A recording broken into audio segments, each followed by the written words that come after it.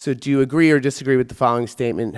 When I have questions about the science of gene therapy, I have enough educational resources available to me to answer those questions. Strongly disagree, disagree, neither agree nor disagree, agree, or strongly agree. I'll give you a minute.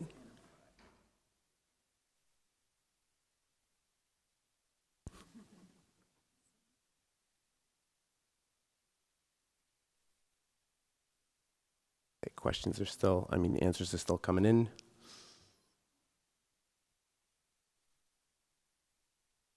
We see a good percentage that are saying disagree, which means we have some work to do there. And not many strongly agree.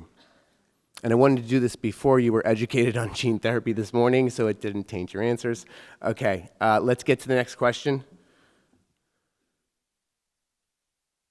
In your own opinion, do you feel the following sentence is true or false? If one gene therapy doesn't work, I, my child, can always try another gene therapy.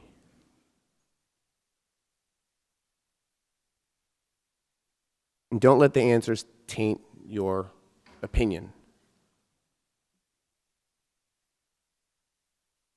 This is not a test. No one's going to know your answers. It's anonymous.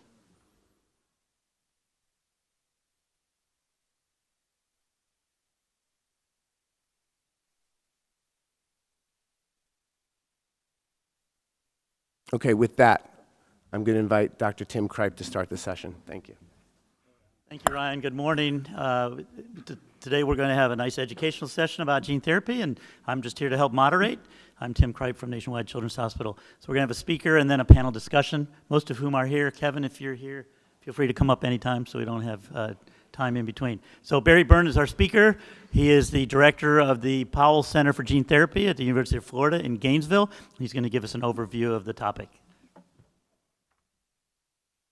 Thanks very much, Tim, and thanks to PPMD. I'm really delighted to be here to talk about a topic which is very dear to our hearts up the road in Gainesville, because AAV-mediated gene therapy was really born at the University of Florida 30 years ago.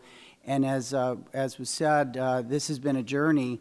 And I'm going to try to frame my comments for all the parents who are here, who are some at the beginning of their journey, and some who are more experienced. So, and I'm sure there'll be plenty of opportunity to delve in further into the questions that I'm going to try to address as a preamble to the panel. So if we can have the slides up.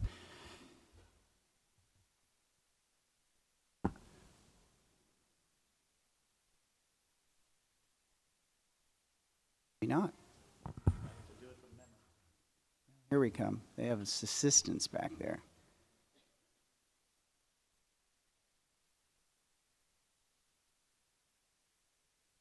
What I did to set up this discussion was to try to take the top 5 questions that we've been asked in a variety of trials, and specifically in the Ignite DMD study.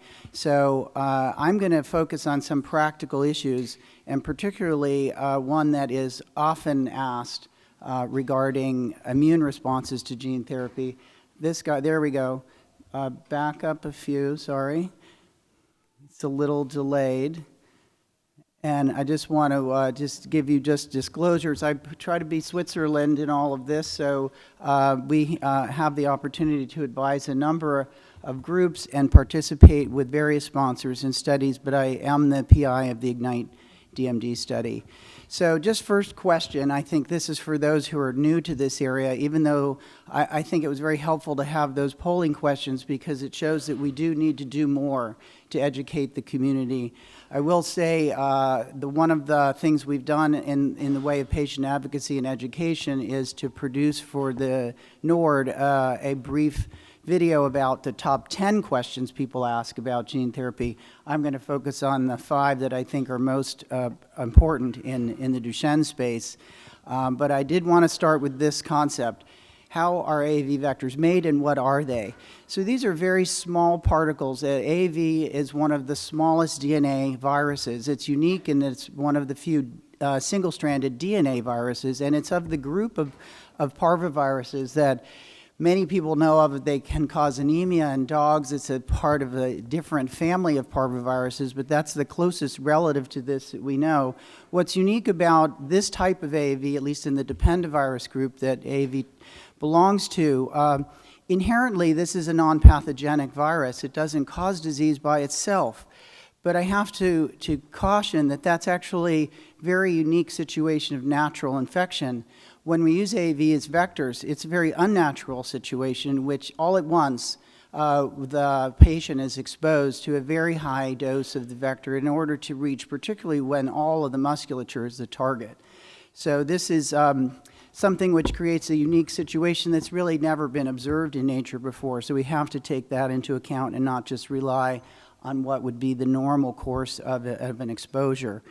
There's a unique opportunity to do directed evolution of AAV vectors, and one of the discoveries in 2002 that's really enabled the field of muscle gene therapy is the understanding that there are hundreds of serotypes of AAV, most of which have been silently developing and evolving by a natural selection.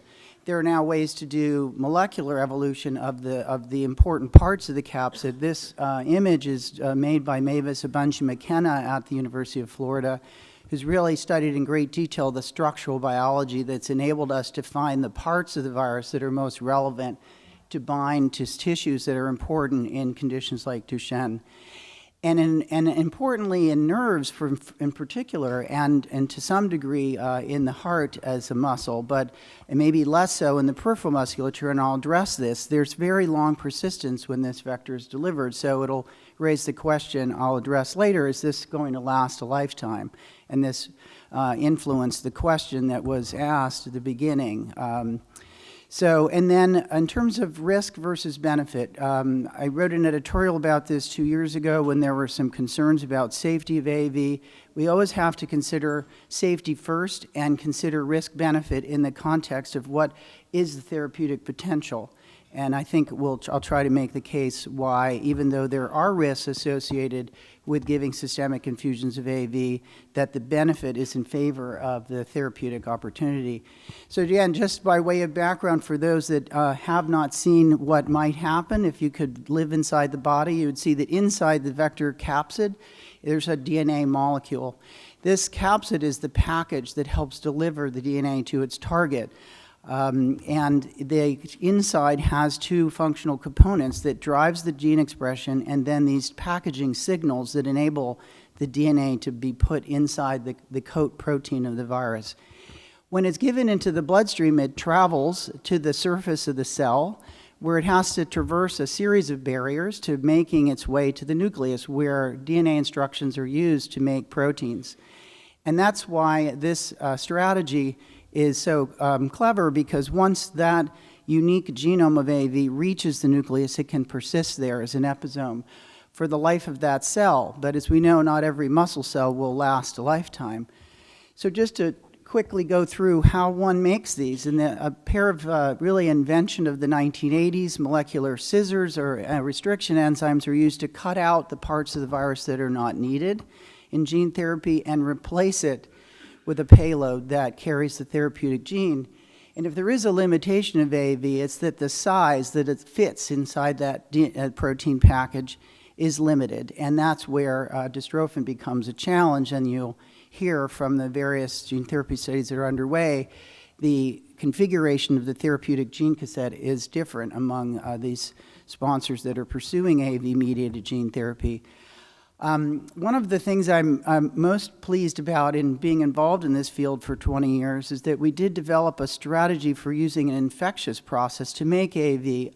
Because my background as a pediatric cardiologist, we always imagined that systemic therapy would be needed to reach all the tissues in the body, particularly the heart, musculature, and the brain. And to do that, one requires large amounts of material. And given that the average weight of a boy with DMD in the existing population is about 35 kilos, the requirements for production are huge.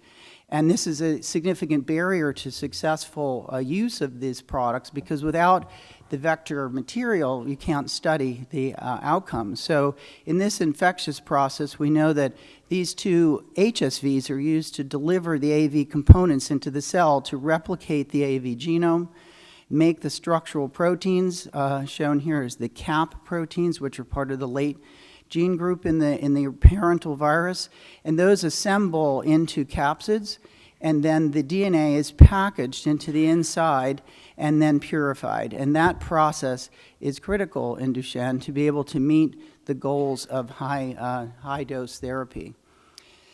So that's quickly how AAV is made. And this is obviously important in this field to make high-quality product that is going to be sustainable for commercial use.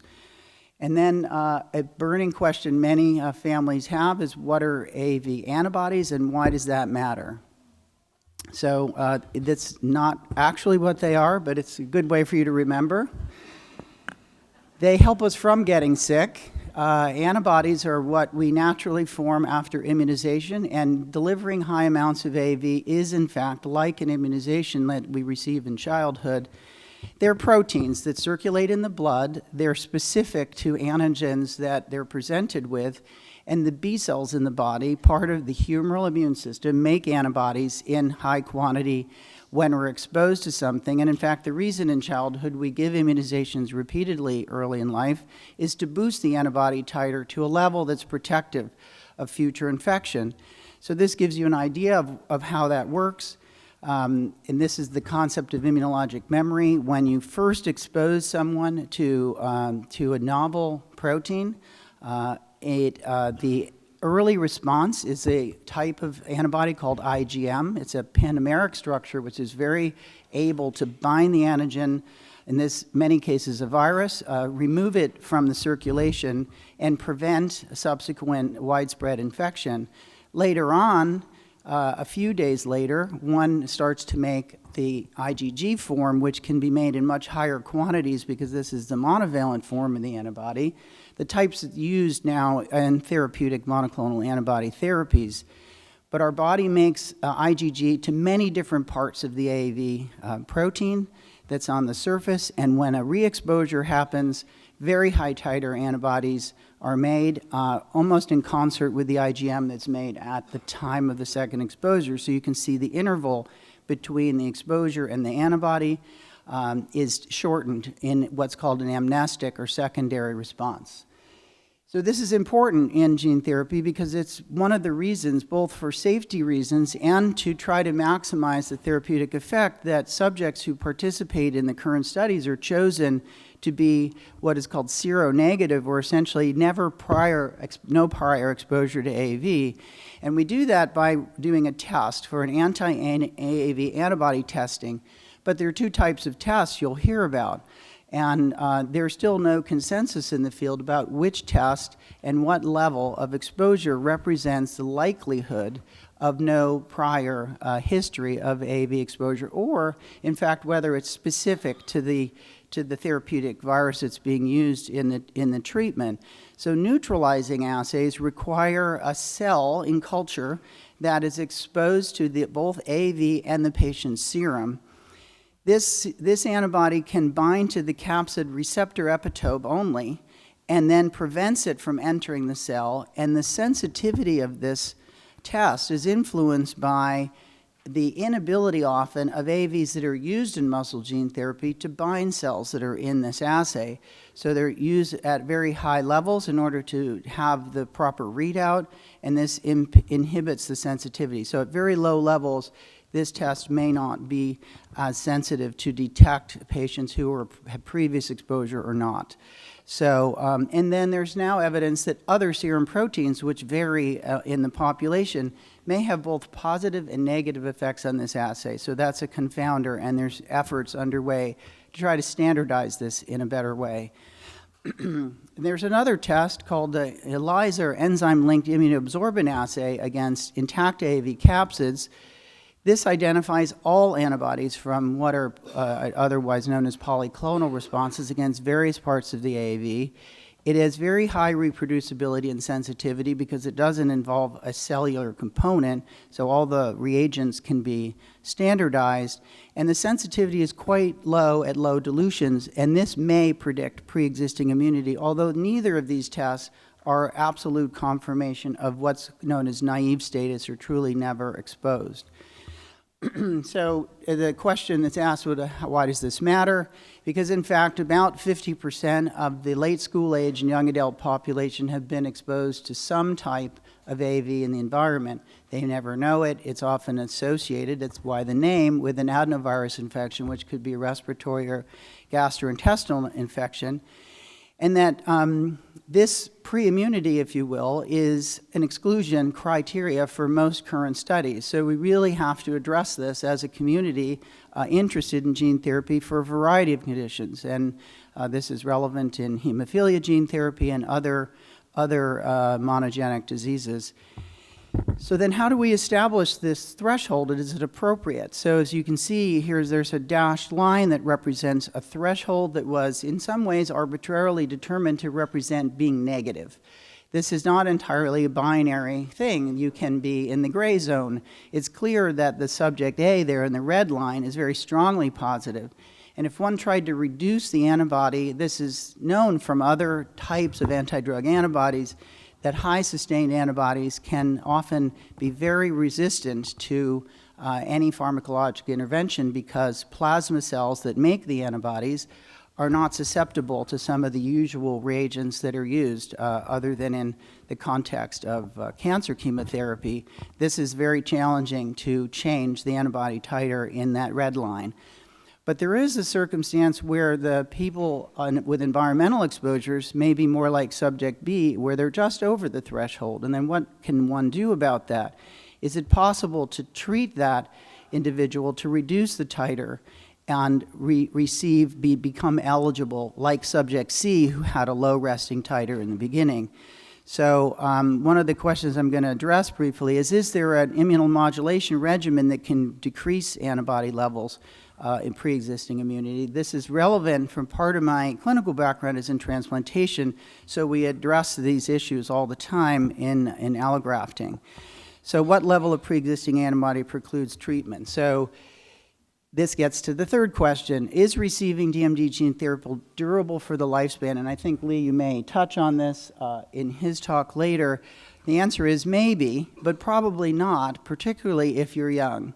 And this raises the question of whether there's appropriate at some point to consider how young patients would be treated and enable later exposure later in life, because we know that as muscles grow, as our somatic growth increases, particularly the cells that are the precursors of muscle cells, are not readily exposed to AAV because of their quiescent nature and where they live within the muscle cell close to the basement membrane. AAV has to get there through the vasculature, and these cells live happily at the periphery of the muscle cell and are not very good targets for at least the current generation of AAV vectors that readily transduce myocytes. And myocytes that receive AAV will ultimately get non-transduced myoblasts that enter those cells and reduce the effect. Whether that's in 5 years or 10 years, we don't know that answer yet, but we do know that in some studies, when we dose a neonatal monkey, for example, with a high systemic dose of AAV, we can get maybe 100-fold over the normal level of activity. But we were allowed to do month-by-month biopsies in these animals and show that progressively by 1 year of age, where an animal goes from about a half a kilo up to 3 kilos, that there's a progressive dilution. They're still above the background level, but it's still a significant decline that comes with somatic growth, and so we have to address that. And just another truism that, in fact, in all gene therapy trials, it's not as though a small amount leads to a lesser response. The immune system is very adept at detecting any new proteins, and in fact, anti-AAV responses are universal in all gene therapy studies. And one of the things we've learned that I'll touch on is that the primary antibody response is the principal mode in which the AAV is cleared from the body. And that actually does affect efficacy. And so if we're to consider repeat dosing, it's because there is an ultimate decline in muscle genome copy number and muscle regeneration, particularly like would happen in Duchenne. So I'll touch on, just to take the most part of my time to just address this question, because I think it's solvable, particularly in a condition, another condition we study where newborn screening is a key part of diagnosis. We know that there's a spectrum of disease from childhood to adulthood in individuals with Pompe disease, and that we had to develop this methodology. We started about 5 years ago on this work to see if we could either allow for incremental or repeat administration of the very same vector. And we first discovered that this was possible a few years back in an AV1 trial where a subset of the patients were receiving the same medical therapy for preventing anti-drug antibodies to the other therapy that patients often receive, a recombinant protein. And you can see that the 3 subjects in the open circles who were receiving rituximab and sirolimus had no response to the AV after a year. So this was encouraging. So we set out to prove that this was true in an animal model where we could not only give it retain low antibody titers, but give the vector twice. So you can see in the 2 groups that received immune modulation, the gold and the garnet color, that there is no response to either the protein itself, the GA protein, or AAV9, except in the control in green. So, and then the other control is when AAV is given without any immune modulation. And importantly, when we tested this idea in primates, if you compare a single delivery with and without immune modulation, in the gold group there with immune suppression, there's a substantially higher level of gene expression. And we think this relates to clearance and exposure to the vector. And then in fact, the other important finding, so that's that increased efficacy in the absence of antibodies. And in this group, you can see that if we give AAV twice without immune suppression, even where it was given the first time, the expression is lost. So that medium blue bar should look like the green one, but because of the second exposure, this alerted the immune system to go find where there's any residual expression from that vector and eliminate it. So this was an extra stimulus for the immune response. And that, in fact, we can, in primates, give AAV twice. So we went and tested that in humans. Here's the human data, the first study in which AAV was intentionally administered a second time.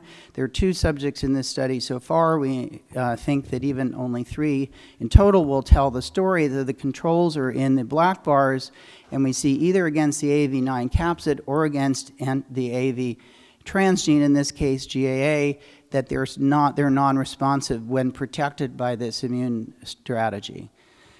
So why is that relevant to DMD? Well, management of this anti-capsid antibody response is, as I said, important not just if you're being exposed for the first time, but also possibly to mitigate the response to a subsequent exposure.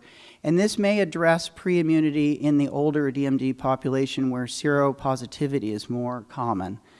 It may enable earlier treatment, particularly when there's newborn screening, which we hope will come to this field as well, because it's clear that earlier intervention will have a greater advantage over when there's a loss of muscles, but we have to make sure that that's durable over the lifespan. And it also presents the opportunity to do something we like to term incremental dosing, which is common in other drugs, where you reach the dose level in an individual based on repeated dosing to reach the desired effect, rather than having to hope that you get it right the first time. So we did confirm these findings in MDX mice. You can see in the 2 controls on the far left, there's no response when there's no vector given, or just with immunomodulation alone. We get about 10,000 units of expression. This is compressed because of the green bars. When the AAV is given twice, you can see it's boosting the immunization and affecting an even higher level of antibody. And then in the 2 dose levels in this microdystrophin vector, the response is essentially the same. So you can't hide from the immune system. But when we block the anti-capsid antibody responses, you can see in purple that that's quite different than the green group, which was very highly responsive. So this leads to the question, can anti-AAV antibodies be reduced to allow for entry into a gene therapy study? I feel now that I say confidently, I think that answer is yes. So how do we do that? We have to give sufficient pre-treatment. So here's the setup of this experiment. If we pre-immunize animals with empty capsids that don't express any gene, just to make it a clean experiment, test the anti-AAV antibody levels, and then give a treatment that will lower the antibody levels. And you can see this takes a few weeks before the actual therapeutic exposure is given. We get this kind of result. There's a naive level, so no titer to begin with. Pre-immunized, you can generate a very high titer. And in each of the 3 regimens that I showed here, the one that we found is actually an important preventative regimen, also is fairly effective at lowering the pre-existing titer.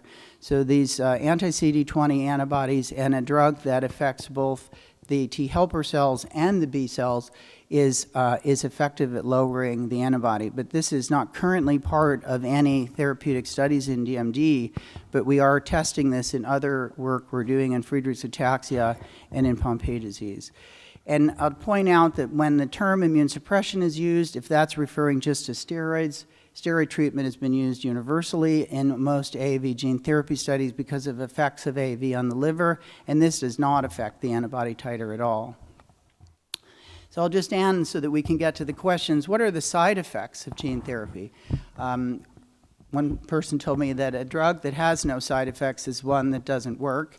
So you have to consider that this is common in both pharmacologic therapy and in biological therapy. So we have to acknowledge what they are so that our expectations match reality.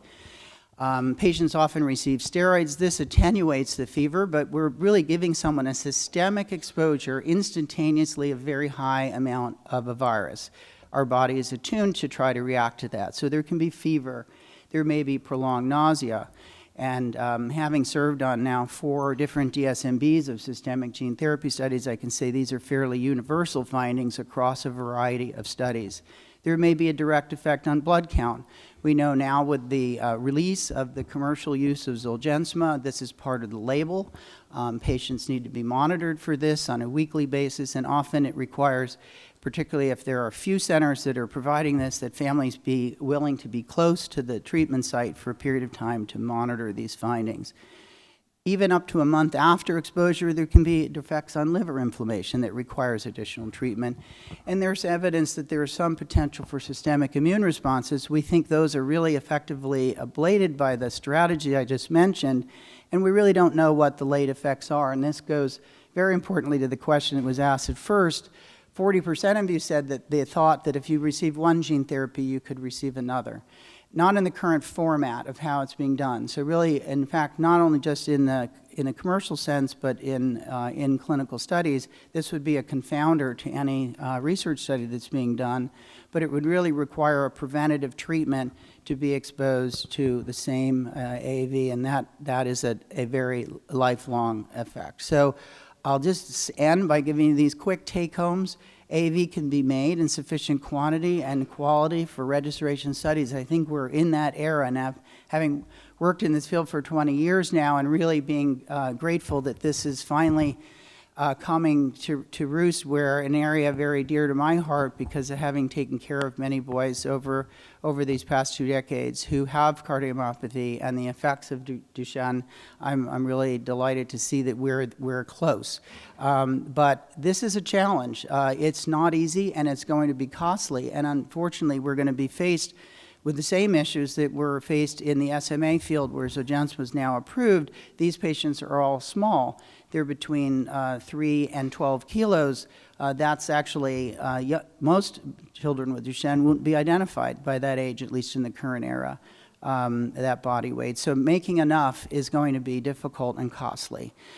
So then I'll just, to the second question, prevention is required to block AAV antibodies. Early exposure may be less durable, but primary immune response can be blocked, and this is a consideration for the future. Pre-existing antibody can be treated, and this needs to be studied further, and we think that it's a very important time to begin such an experiment in humans. And then AAV gene therapy can be associated with side effects or risk, and this must be justified based on the long-term benefit, which I do think we are at a point where we will see that. And even though this maybe was our plan 20 years ago, we've been through a few bumps, hills, and lakes. I think we're maybe climbing that last ladder now, but we're going to get there. So I thank everyone for listening, and we'll get on to the panel. And I just...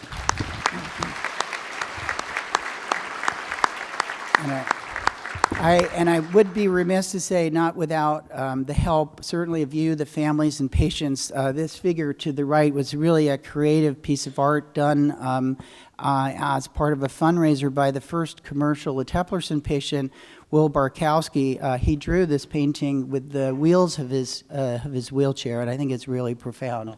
And this is our study group, so thanks to them especially.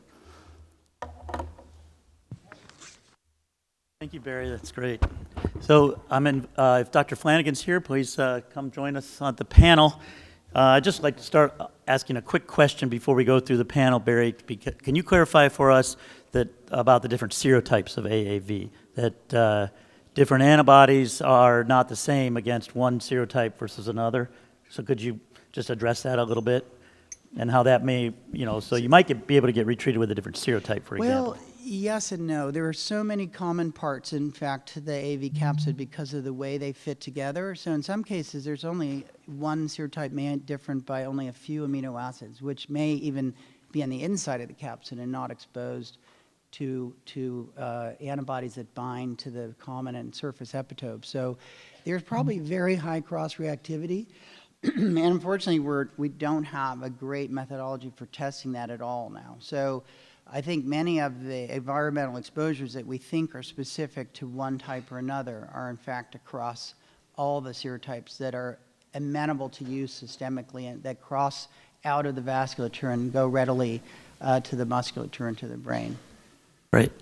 I did make a slide of some potential questions we could ask, if we could have that slide up just so we could refer to it if needed. But for this panel discussion, I'd like to start off by just having each panelist go down the line, introduce yourselves, and then tell us what keeps you up at night in terms of what you think the big hurdles are for gene therapy. Lee? Yeah, I'm Lee Sweeney at the University of Florida. Well, I mean, I think Barry touched on the two biggest hurdles. One is the capacity to make the virus. Even though the technology exists, it's not implemented in such a way that commercially the demand can be met. And so that's going to delay getting these transformational therapies into the patients at a rate that most of us would like to see. So hopefully industry is investing the money to get these new facilities online to address this. The other thing is, even though Barry does have compelling data saying that immunomodulation can deal with this, I have not seen it rapidly moving into the clinic other than what Barry's doing. And so I'm hoping that will change, because I think addressing this in such a way that the initial immune response can be dampened, which would lower the potential viral load one would have to put into the patient. As Barry showed, you could maybe use less virus if you, in fact, are delaying the clearance of the virus. But more importantly, the ability to redose is going to be so critical for Duchenne. And so that just, and also to dose the older patients. So I think that's got to move into the clinic sooner rather than later. And the facilities online. And those are the two big challenges. As Barry said, there may be unknown problems down the road, but those will probably take decades to reveal themselves, and so we'll have to deal with them as they come up. But for now, we have two big problems. Maybe I'll only add one quick point that I think could be addressed in the coming years as well, is that we focus a lot on trying to restrict expression to the relevant tissues, particularly the musculature. That may impact the ability to express dystrophin in the brain. I think this is also a very important topic. We know these vectors do cross very effectively into the brain, but the way their constructs are built right now, the expression in the brain is very limited. and that should be addressed. And also, I guess the other thing I didn't dwell on is the very early part of the immune response, the innate responses that come from the DNA itself inside the vector and some to extent outside is going to influence the immune response as well. So we have to address those two topics, innate immunity and the brain. Yeah, let me add to Barry's comment. As far as the Duchenne specific nature of issues is not only is the brain not being treated, but the smooth muscle, I think, is the bigger problem. Both the vascular and the GI smooth muscle needs dystrophin, and it's not being expressed in those muscles. And even if it were to be, those are not totally post-mitotic tissues. And so redosing is going to be absolutely critical for those tissues. But for now, we need to change the vectors so they express in all types of muscle, including smooth muscle as well as the brain. Do we know if the vectors get in and it's just the promoter is restricting it, or are we going to need different Well, the promoter vectors? is restricting it. The transduction is better for some AAV serotypes than others. And I mean, that's another thing that will have to be addressed is how well these cells are transduced by the vectors that transduce skeletal muscle so well. So it may even take a combination of serotypes to really completely treat all of the cells that need treatment. I think although we're in the clinical phase of gene therapy for some diseases like SMA, clearly, hopefully, people are getting the sense that we're still well in the research phase. And so there's a lot of unanswered questions. Catherine, please introduce yourself. Sure. Tell us Hi, what keeps you up at night. Catherine Wagner from Kennedy Krieger and Johns Hopkins. And what keeps me up at night is concerns about accessibility. So we're seeing really extremely promising effects in young children, but I'm worried that we're going to have a population of have and have-nots. And it's really important that our non-ambulatory and our adult patients also have access to this really life-changing therapy. So, you know, I hope to be able to work with PPMD, insurance, legislature to make it accessible to all. So, could each of you talk about your experiences with respect to informed consent? You've talked a lot about the unknowns and how important is it, and what are patients or potential clinical trial participants being told? What should they be told? There's a lot of excitement and hype about the field, but can you talk about that whole process and what we're doing about it, and do we need to change any of it? Anyone want to take that one? Well, I can say from my perspective, having participated in a number of studies now, we have the same message, really, and that about the unknown parts, we try to disclose as best we can. And then what I think is the most challenging for people to think of this as a conventional drug therapy is the irreversibility.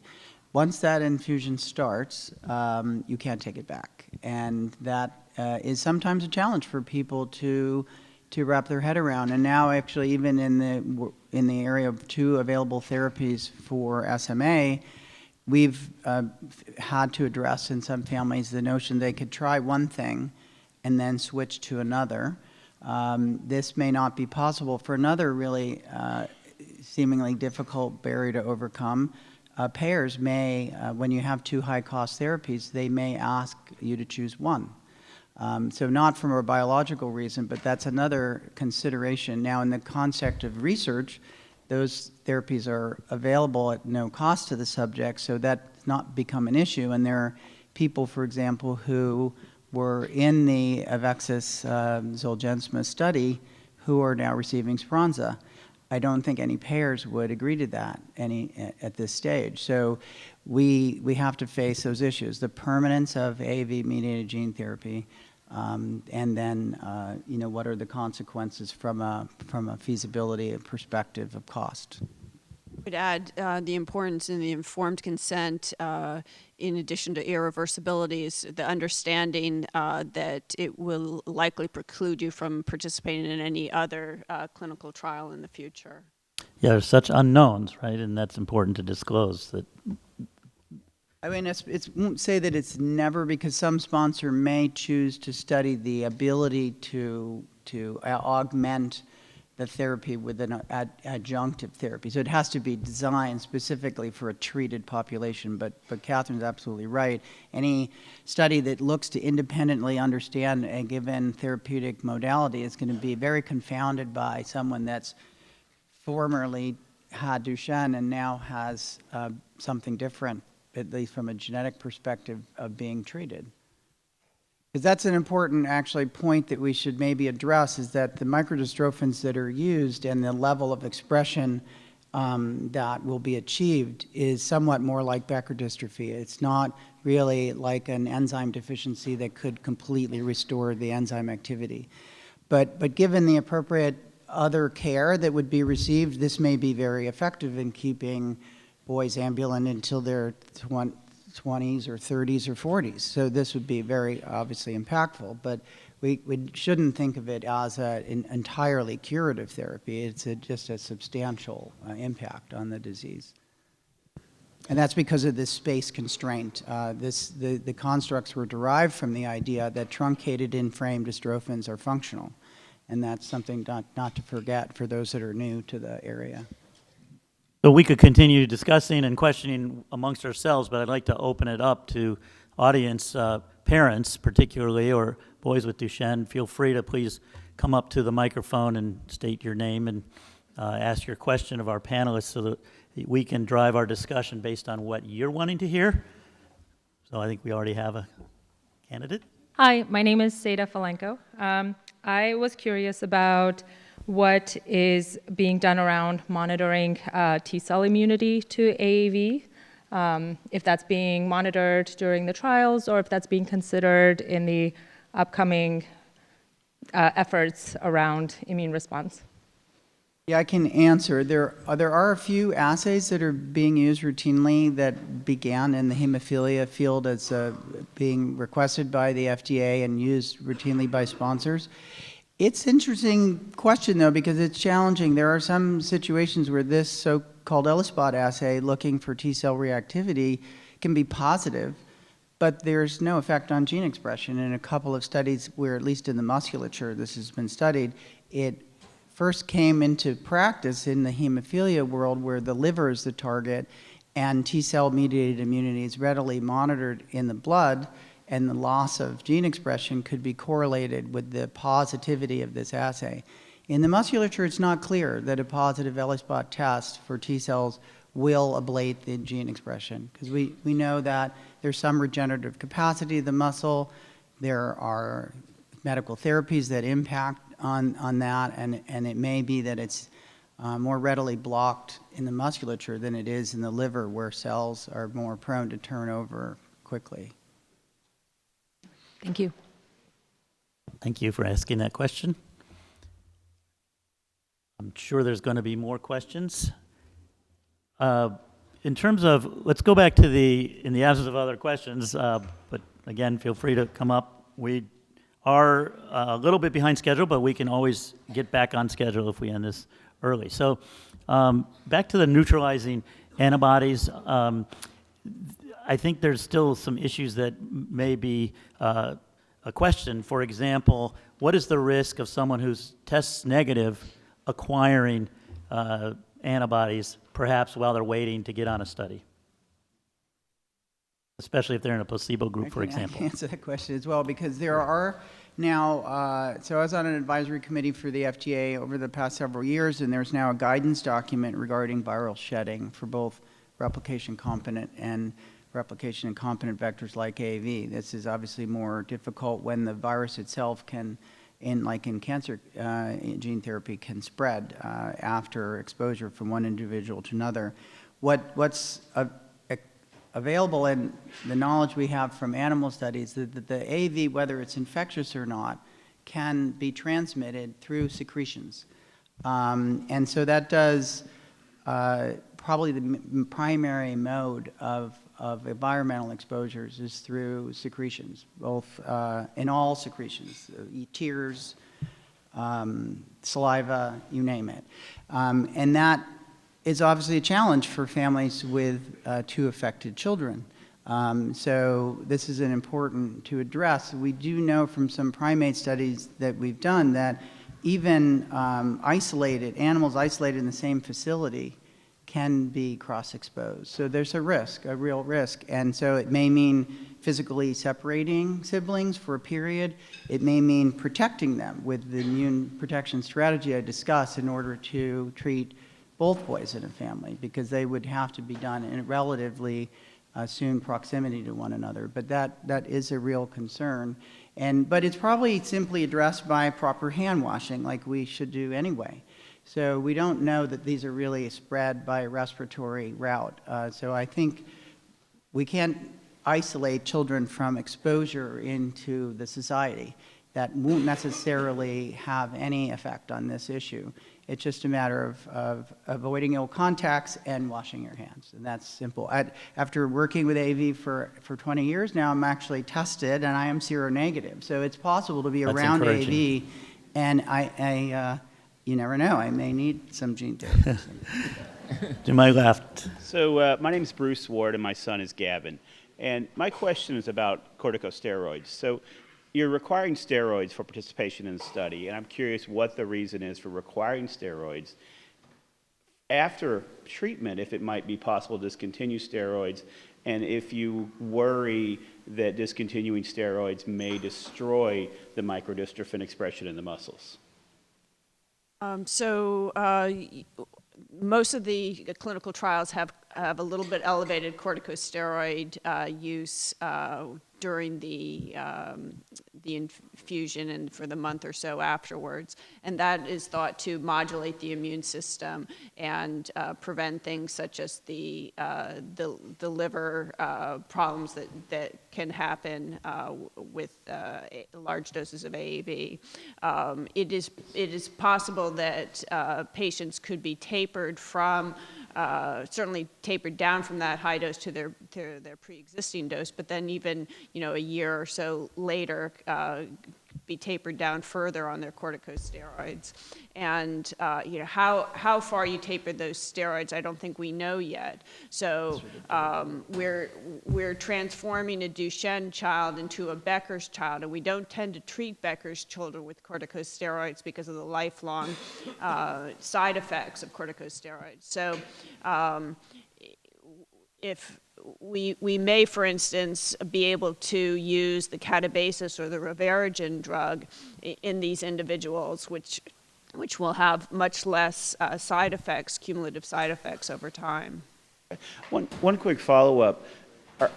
Are the study patients continuing at higher doses of steroids after taking the drug than they were on beforehand? Usually just for a month. Just for a month. Okay, thank you.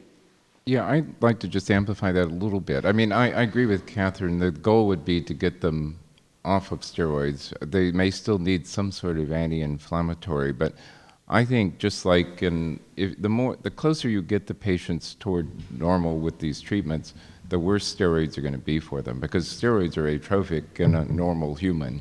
So it's only in the setting of this massive inflammatory response that's going on in the muscle that they tend to be a net positive. So once the muscle is in a much lower inflammatory state, daily steroids are probably not the right treatment, and we do need to find some way to control what may be the existing inflammation, like in a Becker patient, but daily steroids are probably not the answer. Am I right? Hi. So my name is Francisco, and my son's name is Simon. As he has a nonsense mutation, I wanted to know if a drug like Translarna could somehow interfere with gene therapy. Well, it wouldn't interfere, because the fact that you might be making some full-length dystrophin with Translarna would mean that would still be able to probably compete with the microdystrophin for the membrane. So, I mean, from a trial standpoint, it would be absolutely confounding, not knowing how much dystrophin is already being made underneath the microdystrophin. But from a practical standpoint, the two are not incompatible. So it wouldn't be an exclusion criteria? No, I'm not saying that. It will be an exclusion criteria, because it would confound the trial results. It's possible that there would just be a washout period, but that would depend on the clinical Oh, yeah, trial. no, what I mean is you could not continue on the drug during the trial. But you can stop taking it. Yeah, it's wash not it out, it's and not then like start. Barry said for gene therapy. For pharmacological therapies, you can just go off them long enough to have the effects go away. Okay. Again, this is during the research period. We don't know what will happen later on when things are clinically available and combinations might be possible. Yeah, I mean, they may be possible. I mean, unfortunately, as Barry has already said, I doubt that any insurer is going to pay for too expensive therapies, and so you're going to be in a position where you're probably going to have one therapy. All right. Thank you. Next question. Hi, my name is Amber Sapp, and my son is Garrett. And my question is about, I know we're targeting muscle cells currently, but what's the likelihood of targeting satellite cells, and what's the time frame on something like that? So you're asking about heart expression.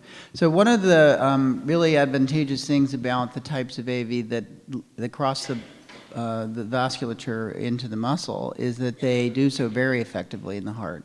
And the exposure in the heart is probably 10 times more than in the peripheral musculature. So those cells are permanently differentiated and will likely last a lifetime, in fact. So even though there may be varying effects in the peripheral musculature because they're often very different among individual muscles in terms of the blood flow and exposure and the degree of inflammation within individual muscles, the heart is pretty uniformly perfused and will receive the bulk of the vector, but besides the liver, where it hopefully won't do any harm. But in the heart, that's one of the really important outcomes of this type of therapy.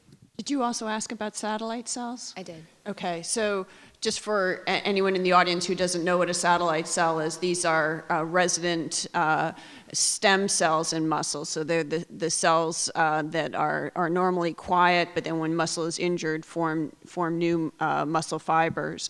And there's been some good work by Duchenne and others that show AAV9 can get into satellite cells. So it may not be as efficient as getting into the muscle fibers, but we do believe that some of the gene therapy will get to the satellite cells. Well, I mean, the problem with transducing the satellite cells is they're proliferating.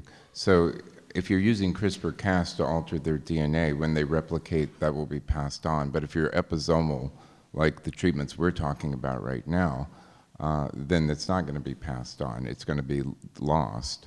And so a rapidly replicating cell being transduced is not going to do. The satellite cells are likely not going to contribute the AAV DNA if they're proliferating. So, but the bigger problem is even though they are transduced to some extent, it's pretty inefficient.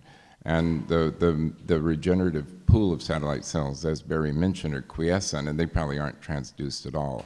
It's probably some of the ones that are proliferating that are transduced. And so it's a big problem. I mean, it's the one area where CRISPR-Cas, I think, holds real promise, is being able to alter the satellite cells so that when they do proliferate, those changes will be passed on to the muscle forever. But until that can be done, redosing is going to be the way you're going to have to deal with the skeletal muscle, but not the heart. As Barry said, one and done for the heart. Thank you. I think we'll do one last question so that we don't get too far behind. Go ahead. Hi, my name's Gemma. My son Bertie's 5, got single exon deletion of 50. My question is around the continuing discovery into trying to get a full-length dystrophin gene into an AAV of sorts. Is there continuing research, perhaps gene folding technology, or is it that your trail of thought is that gene therapy will be a sufficient strategy until we see the Cas9 CRISPR therapies going into human trial and, dare I say it, approval? Well, I mean, I think the CRISPR-Cas9 therapy, to be effective in this disease, is going to have two components that it doesn't currently have. One is the way to transduce the satellite cells and alter them. But also, right now, what we're talking about with CRISPR-Cas9, everything that's been published is all essentially exon skipping. It's excision of exons. It's not repair of the underlying mutation. Now, it may be possible with CRISPR-Cas9 to actually do point mutation repair. There have been papers published looking that maybe there are strategies that you might be able to do that more efficiently than what's been done in the past.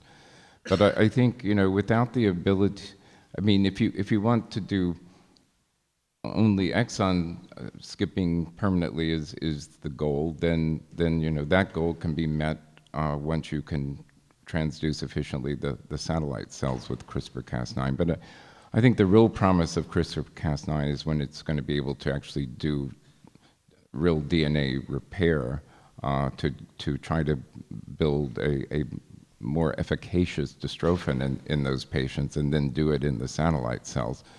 But we're not anywhere close to that. So I wouldn't consider that a near-term therapy by any means. We're going to be talking about microdystrophin for quite a while.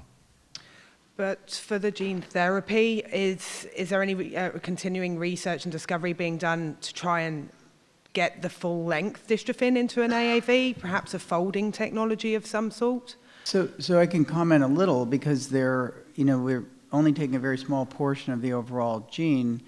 There are strategies in which two AAVs can join, maybe making it slightly longer, but there is not great evidence that that will have such an incremental benefit that it'll be worth the loss of efficiency of trying to make that part happen. There are a couple of strategies for that, both at the DNA level and in protein joining called inteins. There are ways that even a little more efficiently, one can take two proteins and link them together and make a longer one. But there's some loss in efficiency. So it would have to, the longer version would have to be sufficiently more effective to overcome that loss of efficiency, because you're asking multiple events to happen after the gene transfer. Yeah, there have been demonstrations of this technology in animals, but as Barry said, the loss of efficiency means you'd have to up the dose even more to get really good coverage. And so I think from a practical standpoint and really the potential of side effects standpoint, that's not something that's going to be done in the near term. Thank you very much. Great, thank you for the questions. We're going to move on to the next panel. Thank you, panel, for our discussions. Richard?